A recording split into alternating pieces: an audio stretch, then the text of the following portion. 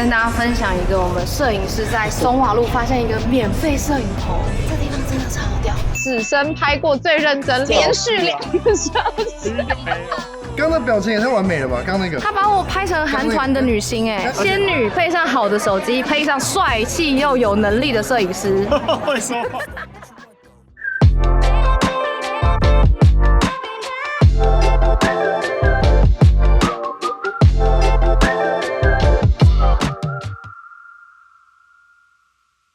嗨，大家好，我是舍利。身为旅拍器材控的我呢，最近拿到一台超级酷的相机，就决定直接来带来曼谷实测。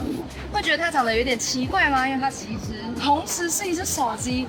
我真的觉得现在的手机厂牌越来越夸张。这只手机呢，其实是 vivo 的 X300 Pro 配上官方出的增距镜，加上一个拍摄手把。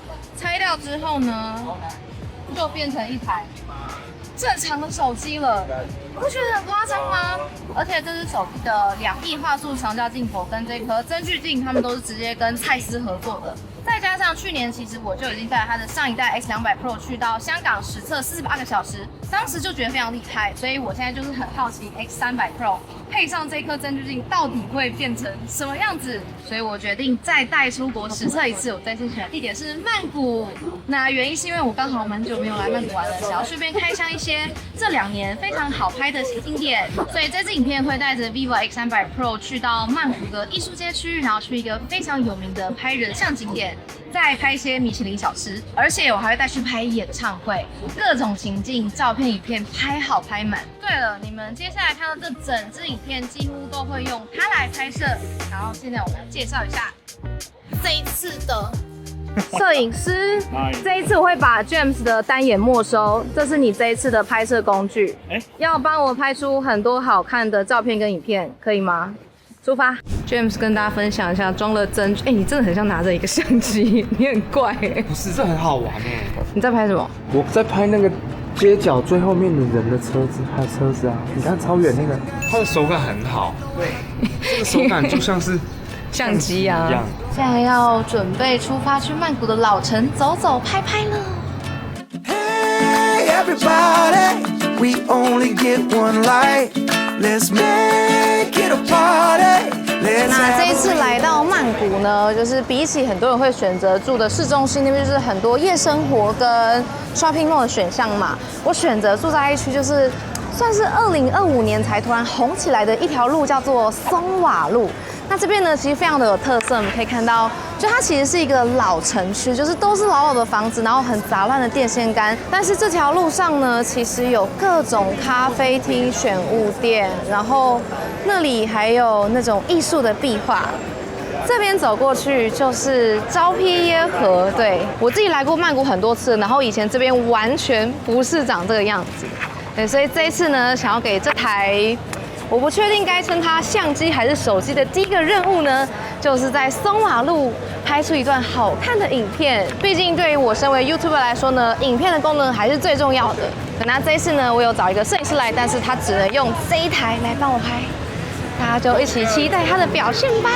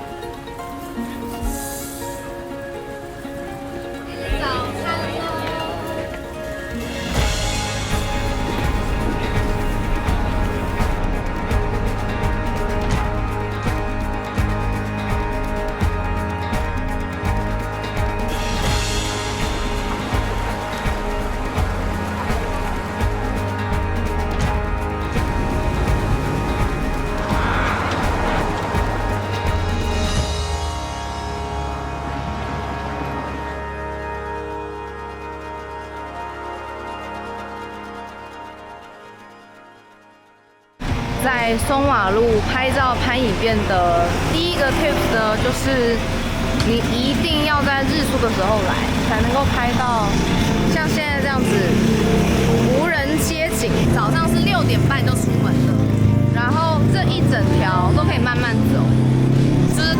壁画啊、街景啊、逆光照啊，全都可以爱拍多少拍多少，而且不会有人跟你抢。像这边全都是选物店嘛，然后有一条呢可以直接通往河岸的。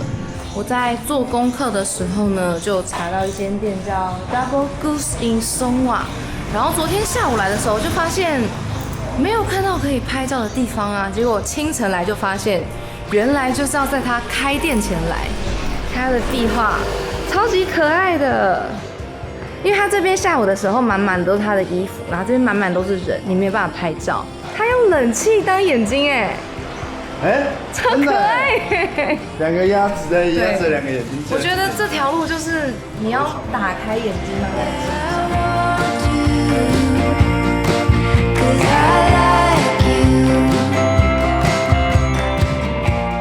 那从刚刚的这个 Double Goose 走出来呢，这边都是漂亮的咖啡厅，然后走过来就直接是昭披耶河景。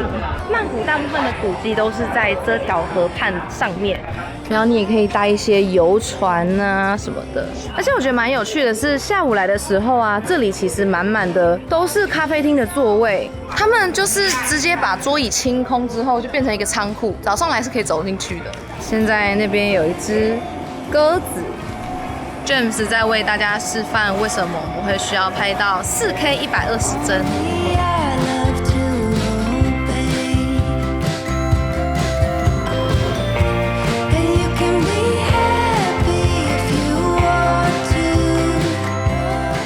跟大家分享一个我们摄影师在松瓦路发现一个免费摄影棚，这地方真的超屌。外面呢就是我们早上有拍照的昭披耶河畔，然后这边是一个很空旷的仓库。它上面的那个铁皮有些是透明的，所以风就会洒下来打在你身上，然后你就在这边这样走来走去，稍微产生一下，然后用个慢动作拍，你就会像在拍电影一样。再来呢是所有网美来松瓦路都会拍的这个海报墙，对，这个海报墙其实真的超级可爱，而且你会看到，因为这边是 Chinatown， 所以其实它很多那种复古海报都是写中文的。但我也是建议大家这边可以早上9点前来，就是你才能拍到这种你知道风格有不同色块的感觉。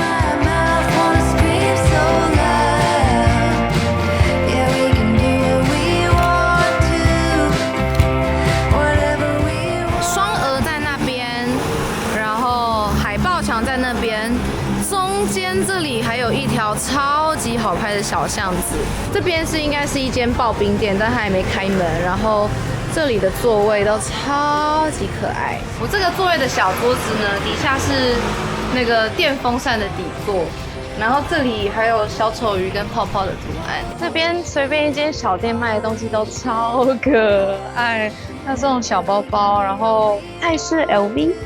我目前在泰国其他区没有看过这些小东西。哦，美少女战士的衣服，童年呢，还有飞天小女警，可以挖宝哎，好可爱哦！而且这边还有很多很复古的相机哎，好可爱，还有那种很老式的。我发现一台拍贴机哎，超可爱，而且它拍出来也是那种很复古的照片。这边你大概是走个5步就会找到另外一个好拍的墙面，大家真的要打开眼睛，真的是这个超好拍的地方。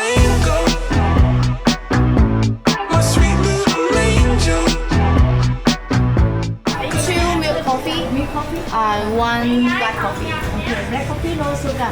No sugar. Okay. Yeah, and Gaia toast. 虽然说松瓦路上有很多那种质感咖啡厅，但是找到一间它是卖那种泰式的传统咖啡，是用那种拉式的，然后会加上炼乳，然后就会很 local 的坐在路边喝，然后还可以点Gaia toast。But this tight-skinned girl probably dinner. Lesson after lesson till we winners. Made back with the spinners. 吃早餐喽！好的，我们就趁这个吃早餐的时间来访问一下我们的专业摄影师。刚刚使用这台 vivo A300 Pro 帮我录影的感觉是什么？刚刚 James 是把它当做一个专业的相机，超认真在拍的哦。你觉得你拍的满意吗？蛮满意的，就很像我们平常摄影师带3个很好的镜头，轮流的在切换。这是很高的评价哎。因为我跟你说，一般的手机其实现在的主镜头的画质都做得很好。我的印象中，广角跟长焦都会就是会袅袅的差一些。印象很深刻是它的3倍，因为我用过其实蛮多手机，只是我没有看过3倍拍起来这么有专业相机的感觉。因为我去年用过他们的 X200 Pro，然后我就带去滑雪的时候，我觉得超级方便。然后你最后跟相机画面放在一起是看不出来。对，那我觉得这只手机还有很棒一点，就是它的手机就有内建一个专业模式，你可以调整各种参数。但是其实老实说，我自己虽然没有用过，因为我觉得它的一般录影功能就已经很完整了，就你可以调整成专业摄影师很喜欢用的 log 模式嘛，它有4K 120帧加 log 就是一个超赞的加分，就是我们相机会喜欢的设定。像我之前去非洲草原，然后刚刚他拍的鸽子，还有我超爱拍的大赤鲸，那些一定要用120帧拍。而且它不太会过热哦。我们刚刚录一录都没过热，都没有过热。但是我有点好奇，就是你如果开了专业模式之后，你是调整什么东西？因为我自己是不会使用。我调的话就是有一些特定的情境啊，例如说我想要车子开过去，然后很糊的感觉，那这可能 auto 拍不出来，比较客制化选择啦。所以我觉得它有这个选择，就会让我们有很多拓展的空间。不同的变化。再帮大家问一个问题好了，就是如果观众来到松瓦路这种地方的话，有什么摄影技巧是他们马上可以学会拍的跟你一样好？我刚刚的话是一直使用手机的长焦啦，等效焦距是85mm。对，因为它拍起来就是可以屏蔽掉很多不相干的元素，可以让设定就是在画面之中特别凸显出来。外面说这种老城就是其实可能没有它拍起来那么好看，对，它就是会乱乱的，然后一堆电线杆。所以刚刚其实很多画面呢，其实 James 在我隔壁可以用1倍拍到我，可是他选择会推去很远的地方用85来拍我。我觉得这点是大家可以学起来，真的会对你的画面质感有很大的加分。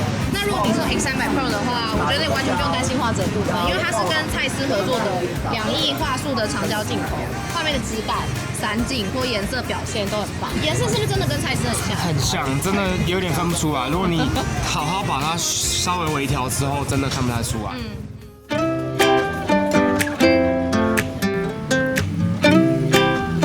好的，接下来要进入这趟旅程的重头戏，就是我们要来带这只手机去拍演唱会。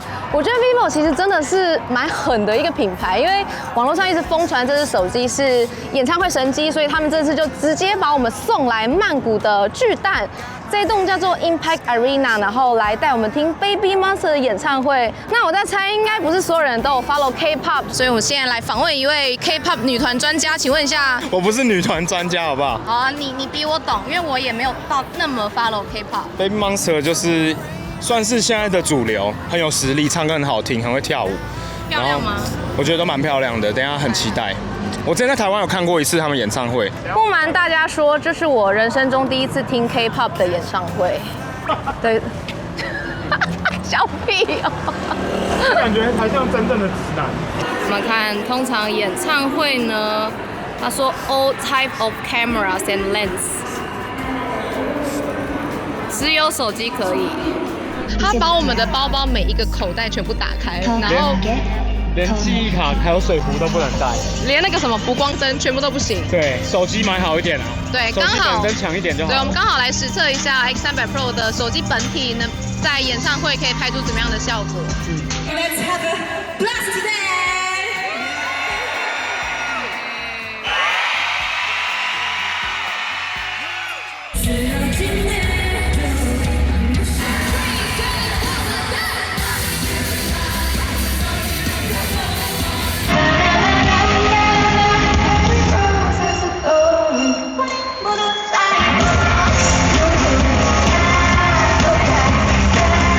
难得可以正大光明的拍美女，女朋友不会生气。以前就是会觉得大家为什么要一直拍演唱会，就是因为官方通常都会有很好的相机，自己的偶像自己拍的那种专属感。懂。但是我觉得现在的手机因为都有那个双镜头模式，你就会有那种参与感。就像现在这样子，你就可以这样子跟他们合照。iPhone 的双镜头功能呢，是你只能像存成现在这样子，就是子母画面一起的。可是vivo 这只手机的双镜头是可以分开存的。子母画面是可以切换，是可以任选的。像我现在的主画面，我想要拍我自己也是可以的。甚至呢，我刚刚也有尝试，就是子母画面我都是拍前面，但是一个用广角镜头拍，一个用特写镜头拍，可以同时抓到广角跟特写的画面。小朋友不用再做选择了。跟你们分享，刚刚有一件事情让我有点震惊。这个女生说她明年20岁，阿贤，她叫雅贤，很可爱耶。对啊，对，我发现这种直男都很喜欢。对，我发现我是个阿姨，在看一些妹妹演唱会。30岁就是阿姨了。拜拜。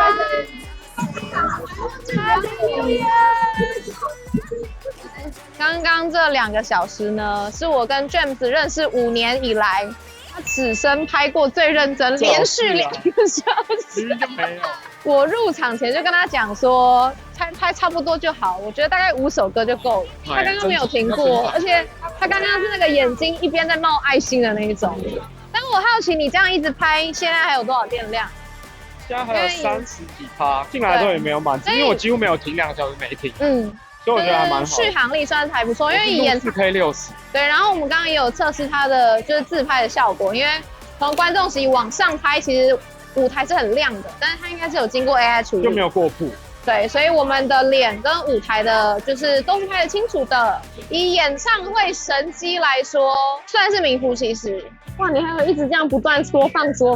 这 MV 我看的可是很熟的，而且我们坐的位置是你连拍他们半身都可以。对，我稍微看了一下照片跟影片，我觉得都表现得很不错。它使用起来的直觉很顺手。就是我要放大缩小不会卡卡的。变焦之后的曝光准不准？但是它是准的。我说感觉这支下次忘记带相机可以直接挡着用。我说而且它就是没有那种合成的那种降噪感，像我们就摄影师就很喜欢真的是真实的东西。我没有想到我人生第一场 K-pop 演唱会是跟 James 在曼谷看，所以我们都好像看得很爽，这一切都很荒谬。好，我要回去了。Walking on the gray skies, it ain't fun. Some days you just wake up and the sun. 哇塞，太扯了吧！等一下，我还没有结束，还有一个。这是谁呀？我要还有一个什么？我要开伞。我现在在曼谷的郑王庙附近，然后这个是最近玩郑王庙一个非常红的玩法，就是汤姆配一个全套的。大家可能以为这件事情门槛很高，但是其实呢，郑王庙附近有很多像这样子让你租借泰服的店，然后是连妆法一起弄好，像我这样一整身才550台币，然后租包包加租伞都是各50泰铢，所以我觉得爱拍照女生不能错过这个行程。我们现在马上就去拍照。那像这些租衣服的店呢，也知道大家画成这样子就是进来拍美照的，所以这些店几乎都有那个副摄影师给你的服务。好，我这次找到这间好像是1个小时1500左右，就会有那种专业的摄影师带着单眼帮你拍照。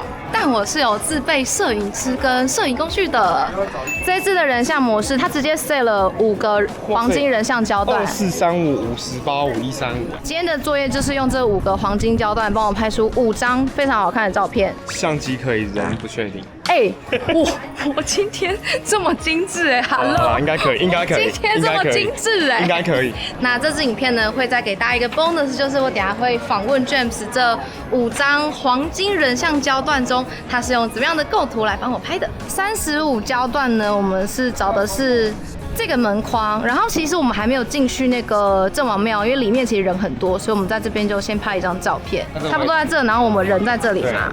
它就是比人眼再广一点点的视角，所以适合有一点点建筑物的那种透视，有一种前中后那种感觉。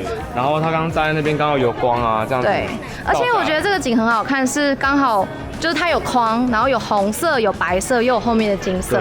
对，然后跟我的衣服的颜色也很搭，就蛮搭的。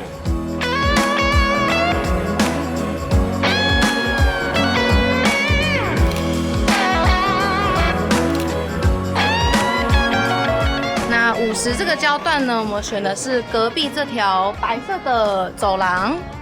50是不是其实是一个适合拍全身也可以拍半身的焦段？就很万用，因为它就是跟我们眼睛的视角差不多。拍这种照片的时候，其实简单就好，不要太多颜色，因为它其实已经穿很鲜艳了，所以我们就找同一个色系或是全白的，只要有一点点房子的形状、柱子的形状。50的这张卷子刚刚是有帮我用那个它内建的滤镜，它的人像模式里面有蛮多滤镜可以选的，所以如果你是不喜欢调色的话，也很方便。对，它直出也蛮好看的。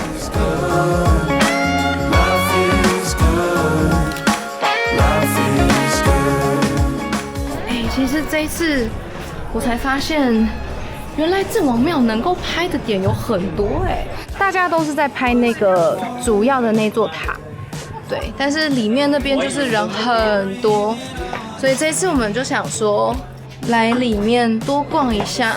那我们85的焦段呢，选了这个长廊。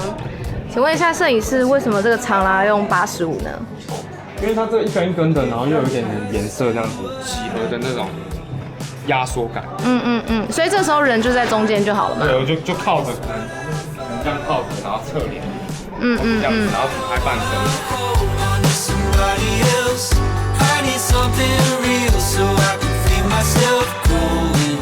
你们知道你们看到的那些美照是怎么拍出来的吗？是在这么热的大太阳下，然后前面还这么多人来人往。啊，这是摄影师，舍令在远方，有看到吗？在那里。他摄影师很努力的找一些很厉害的角度。哇！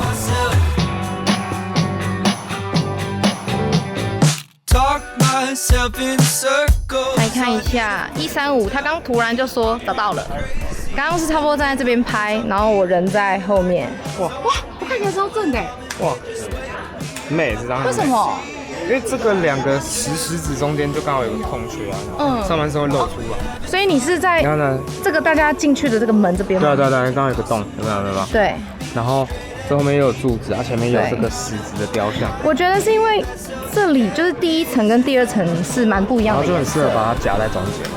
很漂亮我目前觉得135这张最漂亮，而且很少看到有人拍这个。因为其实这边就是人多用长焦，然后就背景也会比较闪。你看他做的这个很强这个模拟虚化效果，这光斑真的很像。所以你觉得是骗得过摄影师眼睛？我觉得可以。刚刚的表情也太完美了吧？刚刚那个，他把我拍成韩团的女星刚刚有一个表情，你看看。给大家一个摆表情的 tips， 就是你化了这种就是韩国妆之后啊，就这样子。就画点卧蚕，然后嘟嘟唇，然后你只要放空，有 Baby Monster 的感觉吗？应该是 CC 被剔除的那个其中一个成员。之前来的印象就是那个主要的郑王庙的那边人非常的多，但其实你善用各种焦段跟构图，就可以在其他地方拍到很好看的照片。我觉得摄影眼真的需要学一下。接下来来到了郑王庙最多人会拍照的这个主塔，其实它是真的非常的壮观，但是这边就是满满的都是人。我去年来的时候，就是觉得在这边拍照拍的有点辛苦，所以我们刚刚其实全部的照片呢，都是在这个主塔的后面，都是在内区拍的。只是这个照片我一直很想尝试，就是摄影师会这样抓着衣角往上拍。这个照片应该算是郑王庙的经典中的经典，就是大家都会这样子拉衣角。对，所以我们觉得还是要试试看，看看辛苦的摄影师有多夸张，就有多夸张。我们都会说这个叫在地摄影师，够在地吧？如果你的相机镜头不够广的话，就退远一点。然后退远一点的话，记得你不要完全贴在地上，对，可能还是要有一点点高度。对，高的同时，你的布就也要一起抬高。对，就是如果一只手就会这样。对，所以我们需要让它很均匀，像有风吹过一样，要有风吹过一样，要有一种微风吹拂，要有微风。好强哦！刚好中间要凹陷，让你的腰伸出来，然后左右要比较扶起。See the corner of your smile and my heart beats wild. model 的 pebble 是啊，因为如果你让阳光照到你的脸的话，你的脸就会有一点一部分有点不均匀，就会有点背光。所以我刚刚其实是刻意的把阳光遮住的，所以你的脸就画面看起来比较柔和。对，所以其实是 model 跟摄影师、跟位置、跟角度、跟衣服都要注意，不容易。我觉得我们今天拍得很棒，赞啦！那你觉得就是拍起来跟真正的单眼有什么不同？如果成果这么像的话，因为它人像的那个虚化是合成出来的，所以拍的时候你会不知道你其实原来成品这么好。啊，因为荧幕上看不出来后面有虚化。所以就是你要去等它跑出来，但跑出来的效果都是好的。嗯，哇，这张真的很厉害耶！仙女配上好的手机，配上帅气又有能力的摄影师，会说话。厉害，加上非常有用的助手。而且你知道吗？只要小他超厉害的，他到现在还有电，快没？他已经从早上6点，我们都6点拍到现在，快要晚上6点了。他还有没错，都没有停机耶。哇，那拍人像照还有一个大重点，刚刚没有讲到是啊，你一定要选择光柔和的时间。那如果以正王庙来说，通常就是下午，因为日出时间它不会开门，所以我们今天其实是抓2点化妆，然后大概3点慢慢的过来这边拍2个小时。虽然傍晚的时间人是很多，但是其实我觉得只要会找角度，还是可以拍出好照片。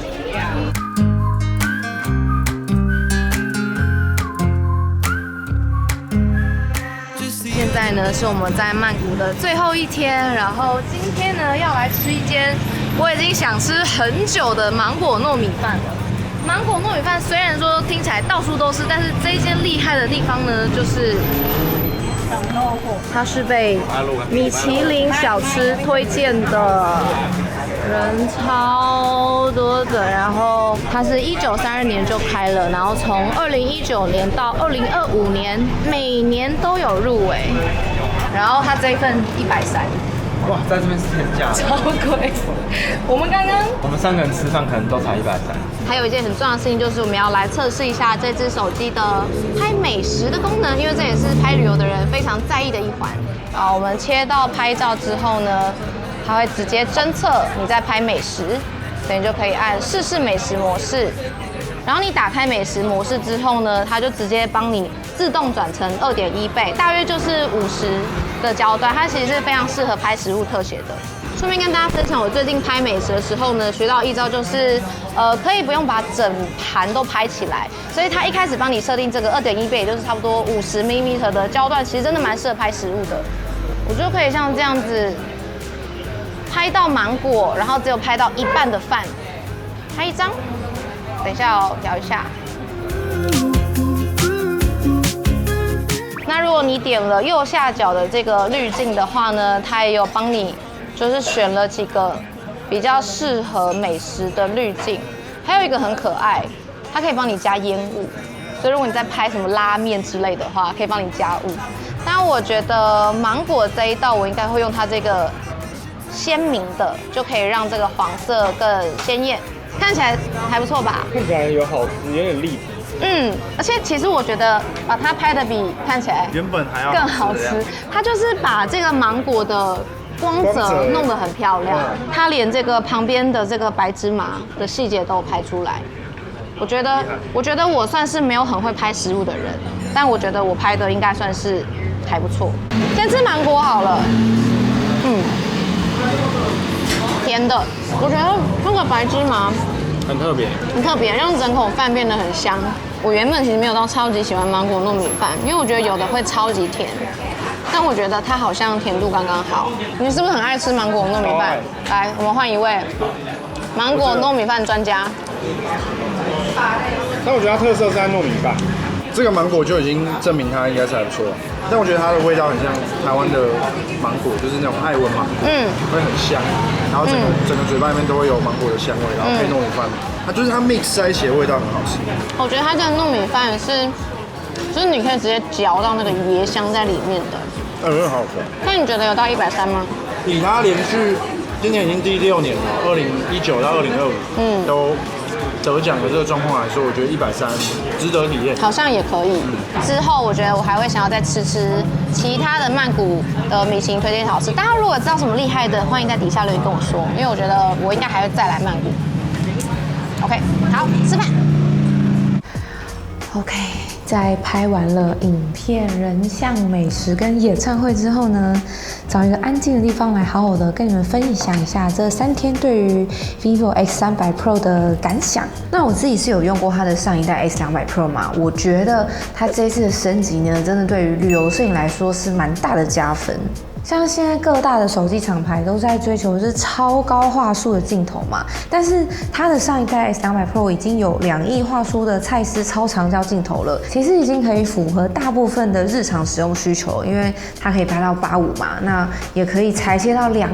如果你真的有特殊需求，像是去演唱会，或者是有人喜欢拍动物，或者是拍冲浪之类的，你再来加上这颗增距镜，我觉得是很聪明的切割了这个需求，让有需要的人再买就好。那这一次我跟 James 的实测结果是呢，其实这3天我们用到这颗增距镜的情境还真是蛮少的。原本其实是想要带去演唱会用，可是我们不知道原来它就是这么的严格。那演唱会之外的那些街拍画面呢？其实你们影片看到大部分的长焦画面啊，都是用它手机本身就附的这个3.5倍的85mm 的镜头就拍好的，它其实已经非常的够用了。一般的状况下，其实真的不太会使用到200这个焦段，除非那时候在河边我们有拍，就是整个河岸对面的船这样子经过，或甚至你就是可以拍到船上的人，就是你真的要拍到这么远的东西，才会需要这样的焦段。但我会觉得，除非你很确定你会常用到200以上的焦段，再来买这个增距镜，否则会有点可惜。但是这台手机就非常的实用。那比起更高的画质呢，其实我觉得他们这次的升级是很聪明的，像是更稳的防手震，还有更好的感光元件。毕竟大家对于长焦录影的需求，还有夜拍的需求都越来越高。那我们也确实是在演唱会的时候觉得真的蛮惊人的，就是舞台上的人，我们这样一直 zoom in zoom out， 然后从85到135到200。它都可以让我们很稳定的拍摄，低光源表现也不错，然后也没有失焦的问题。所以再强调一次，如果你喜欢拍演唱会的话，这一台是真的很厉害。另外一个升级是，不管对于演唱会或是旅游都超级重要的电量，像我们这样从早到晚拍1天是不太需要充电的。那无线充电的速度也更快了。那再来就是它的前镜头的画素有提升到了5000万画素，也有提供自动对焦的功能。对，我觉得这些都是比起让我拍到更远来的更实用的一些升级。但是有一点我觉得可以再更进步的事情，就是我上一代有这种感觉，就是我觉得它的广角有一点不够广，因为毕竟我是在拍旅游影片的嘛，我直接给你示范给你们看。当我使用广角镜自拍的时候啊，我觉得背景的空间是偏少的，加上我其实蛮喜欢让旅伴一起入镜，当 James 或是其他人入镜的时候，我就觉得哇，画面都是我们的头。所以你们才会看到，其实我这次还是使用了一些运动相机来拍摄 A RAW， 因为它是有点不够广，所以这个是我对它下一代的期望。就现在长焦已经这么厉害了，下次应该要换成广角了吧？再来还有一个大好消息要跟大家说呢，就是现在 vivo 手机也可以跟 iPhone 互传影片了，而且呢是像这样子，你知道碰一下的方式。你只要长按你想要传的东西，然后再碰到 iPhone 上，然后只要你的 iPhone 有就是下载 vivo Share 的这个 app 呢，它就可以直接收到，我觉得非常的赞。以后用这个手机的人呢，就不会再被 AirDrop 的人排挤了。大概是这样，就是很推荐这只手机给想要拥有专业的影像，但是又不想要带单眼出门的人。我觉得这一台真的有像。对，那我会把这只手机的更多资讯放在资讯栏，大家有兴趣也可以去了解一下。那这只手机呢是有3个颜色的，如果大家有想了解更多的话呢，可以点资讯栏的连结哦。好的，我们的曼谷3天2夜快闪行程就差不多会在这边结束，希望大家有看得开心。但是因为这次其实花了蛮多时间在测手机的，我们没有真的去到很多景点，其实还有留了一些口袋名单没有去到，因为这次没有时间。其实我这次也才发现，创频道创了4、5年，这个以旅游为主的频道，居然没有好好介绍过曼谷，我跟大家道歉。所以如果你有想看更多曼谷影片，或者是你知道曼谷有什么新的景点超级好拍、好吃好玩，都可以在影片底下留言告诉我。如果够多人留言的话，我就会再来拍一波。最后就是你们都知道的，喜欢影片的话，记得帮一个喜欢，然后可以把影片分享给你更多喜欢旅游跟摄影的朋友。那要记得订阅、开铃铛，不只是旅行，才不会错过更多精彩又有质感又有东西可以学的旅游影片。那我们就下支影片见喽，拜拜。这跟那个泰国的火车市集是一样的意思。开车技术非常好 ，very professional。